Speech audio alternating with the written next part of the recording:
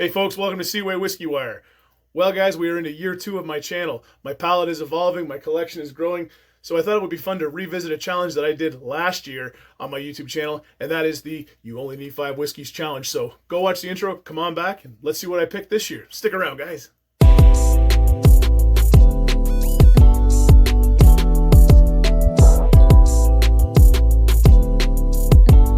Well, hey guys, thanks for coming back after the intro. I'm Tyler, and like I said, we are going to revisit a challenge that I did last year, very early on in my YouTube journey.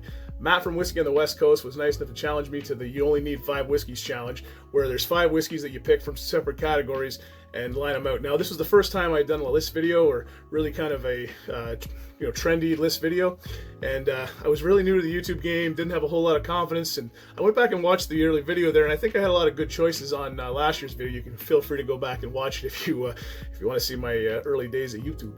But anyways, I thought it only fitting to kind of review this. I am relaunching the branding of the channel, so you'll notice there's some kind of new branding going on as far as the intro and whatnot, and the logo, which I'm really happy with. So I thought it would be fun to kind of revisit this. So let's get into the categories and kind of break them down, and then I'll give you my my list there. I do have a mystery pour here. You're not going to have to wait too long into the video to figure out what this one is, guys. This is one that's fairly new to me, but definitely one that I crack out when guests come around, and without giving too much away there. Heavy bourbon influence, but from a distillery that is more known for sherry. That's Speyside.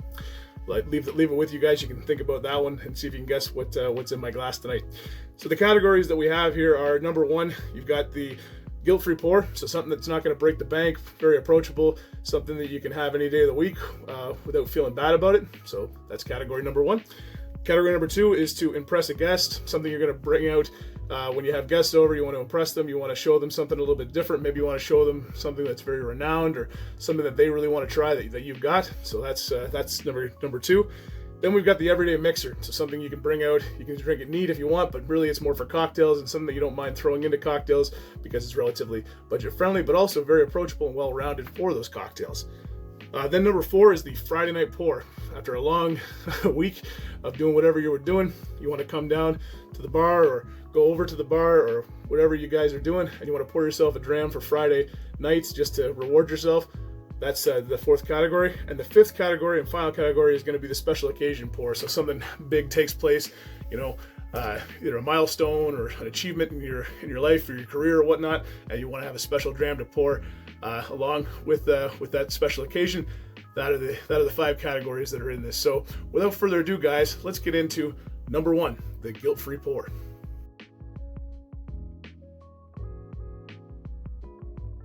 All right, guys, so this is the guilt-free pour. Something you can have any night of the week, something you don't feel bad about pouring because, it's not too expensive, it's fairly budget-friendly, but you know what? It's also very complex and has enough going on for it that keeps you interested. But again, you're not going to feel guilty about pouring it on any night of the week. A couple honorable mentions that I picked out for this category. Number 1, the Craig Alecky 13-year-old.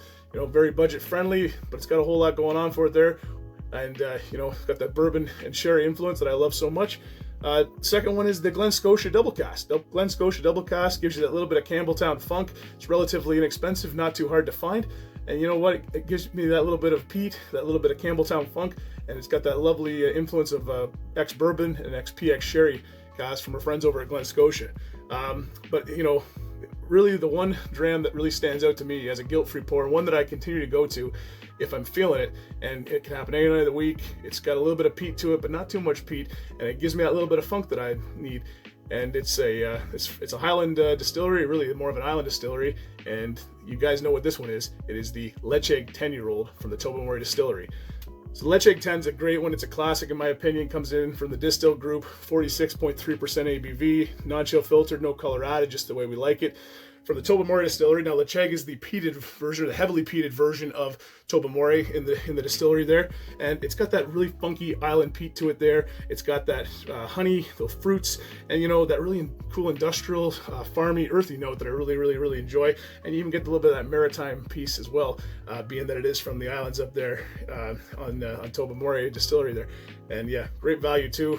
Doesn't break the bank. I don't feel guilty about pouring it, and neither should you. So my pick for the guilt-free pour in 2025 is going to be the Ledaig 10-year-old.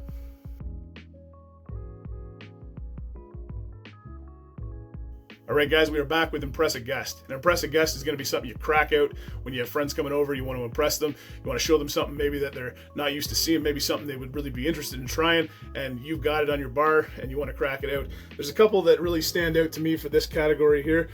Number one is going to be the Glenbow single malt from the Bridgeland Distillery in Calgary. Great Canadian single malt, one I pull out very often when friends come over that don't know a whole lot about Canadian whiskey.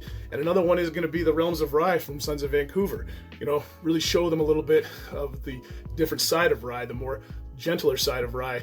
Even with the beefy ABV stamp on it, it's still got those citrus and botanicals, and kind of stays away from some of those more herbaceous notes, and really shows people a different side of the rye whiskey. And it's from a great Canadian distillery to boot. But the one that I chose here is not a Canadian whiskey. It's actually a Scottish whiskey, one that's fairly new to me, and it's in my glass tonight, guys. I told you wouldn't have to wait too long to figure out what this one is here, from a renowned distillery in Speyside. And one that I think gets a bad reputation, and really the pricing and everything goes with it.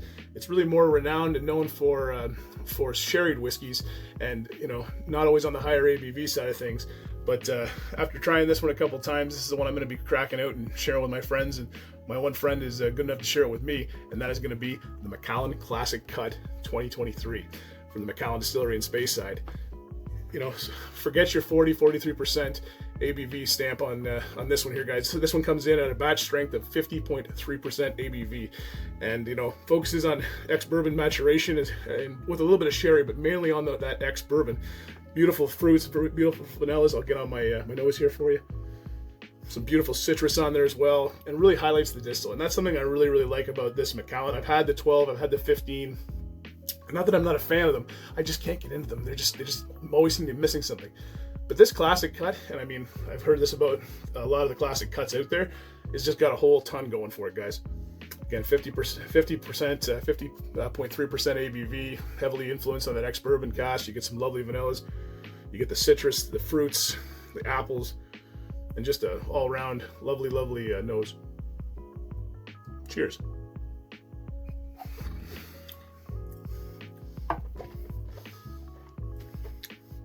Big, booming vanilla, toffee, rich caramels, brown sugar, and then that lovely Macallan character to it. That little bit of sherry in there too. Raisins, dates, figs, apples, pears, bananas. All very good, all very complimented. And it's got a hefty price point on it here. But you know what? If I want to pour something for my buddies that come down to the bar, I want to pour them something that they'll be interested in, something that's from a renowned distillery. It's going to be the Macallan Classic Cut 2023.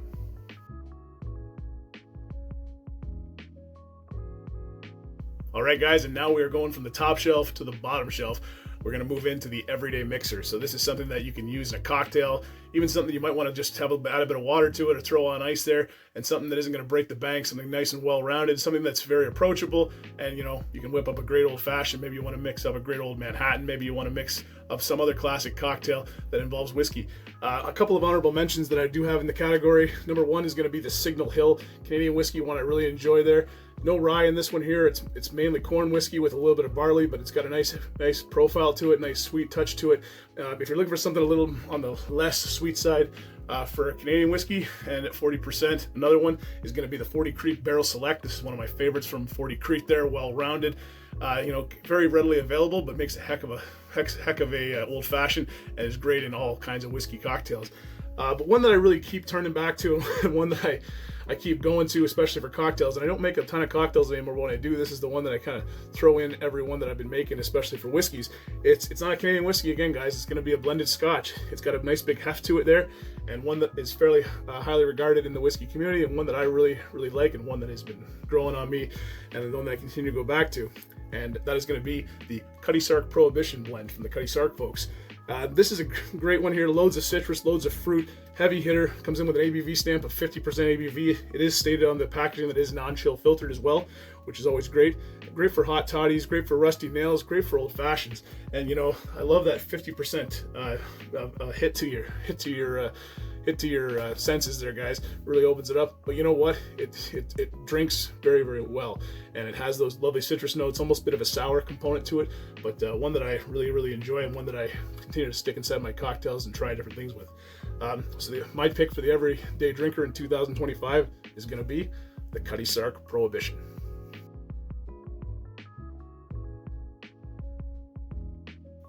All right, guys, we're back with the Friday night pour. Now, this is the dram you're going to pour on Friday night when you get home, when you want to put your feet up, when you want to watch the ball game or the hockey game, you want to hang out with the guys or the gals, you want to play some video games, you just want to forget of the week that has passed. And, you know, you're going to want to give yourself something that's got some good complexity, something that maybe has a little bit higher ABV stamp, maybe something from one of your favorite Canadian distilleries. I don't know if I'm giving it away, guys. I've got a couple honorable mentions in this category, and it was a real tough category for me because there's a couple that I really do go to. Number one is going to be the Scorn from Last Straw Distillery out of Vaughan. This lovely whiskey here, 100% corn whiskey coming out of Vaughan, Ontario there. Some great profile there, finished in Portuguese wine casks. Really enjoy the profile on that one. Secondly, and one is kind of more towards the holiday season, but one that I do go to, especially when it's a little bit damper or colder outside, it's going to be the Glenfarclas 15, or one of my favorites there, 100% Amoroso sherry cask, matured, and just lovely, lovely profile, lovely classic profile, one of my favorite all-around distilleries. But, you know, I got to go with my gut, and the one that I've been really pouring on a regular basis on Friday nights when I come home and just want to put my feet up and hang out with Mrs. Seaway and Mini Seaway, is going to be, like I said, it's going to be a Canadian whiskey, going to be from one of my favorite distilleries in Canada, and one that I just can't seem to stop talking about, guys, and that is going to be the Sons of Vancouver Wheated Rye. Sons of Vancouver Wheated Rye.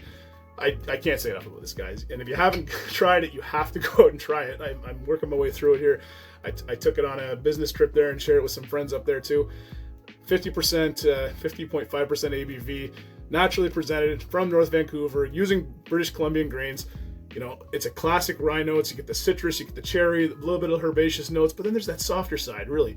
So, because you got that 75% rye, 25% wheat mash bill, which I think is just perfect for the folks over at Sons of Vancouver. You get some lovely vanillas, you get some cereal notes in there, well-rounded.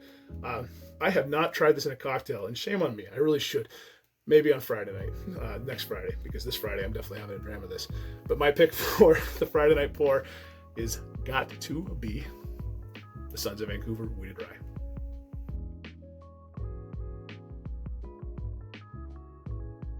All right, guys, let's wrap this up with a special occasion pour.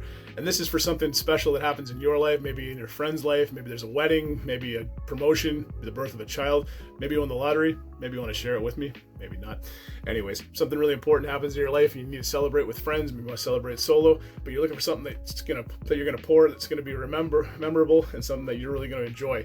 A couple of honorable mentions that kind of jump out to me, and these aren't necessarily the most expensive bottles, guys, but they're just stuff that I really would crack out on special occasions, ones that I kind of have that remembrance of special occasions and victory and achievement. And number one is going to be the Long Grove Peated from the Springbank Distillery. Really nice whiskey there. Very heavily focused on the bourbon cask maturation there, but you get that funky Campbelltown peat, and it's really more heavily peated in that regard. You get those nice fruits, but that awesome industrial funky peat note to it. Secondly is going to be the Ardbeg Cory Reckon if I'm looking for something that's heavily peated, something that's got a lot of interesting cask maturation going on there too, and you know, something that I don't mind adding a bit of water to, but it's one that I don't crack out all that often anymore. But if I have to go with I have to go with what I would definitely pour on occasion, and I have poured on occasion for achievements and some victories in my own personal life. One that is very tough to get. I've actually never seen one of these out in public before, or out in the wild before. I bought this one here via lottery, and I'm glad I did because it's one of my favorites, and I really do treat this sparingly. I don't share it with too many people, but when I do, it's generally because something really important has happened, something that we need to celebrate, and that is going to be the Springbank 10-year-old. Springbank 10-year-old, I think this was Matt on Whiskey on the West Coast's Friday night pour, and I mean, good on him. I don't think I could drink it that often, and not that it's not a great whiskey, it's just one that I really like to savor and really like to work through. From Springbank here, 10 years of age on this one here, hard to find, handcrafted, made with love. An absolute classic from Springbank Distilleries, 46% ABV, not chill filtered, no color added. Everything done in the same distillery, and one that you don't find too often, one that I don't break out too often, like I said. But when I do, it's very meaningful. You got some sherry and bourbon cask maturation going on here. I believe it's 60% bourbon, 40% sherry, or somewhere in that vicinity. And again, that Campbelltown Funky Peat, those beautiful fruits, and just, I don't know, whatever it is, it must be made with love from the folks over at Springbank, but it is a dandy, and it's a banger. It's one that I only crack out for special occasions. So my special occasion pour for me at Seaway Whiskey Wire is going to be the Springbank 10-year-old.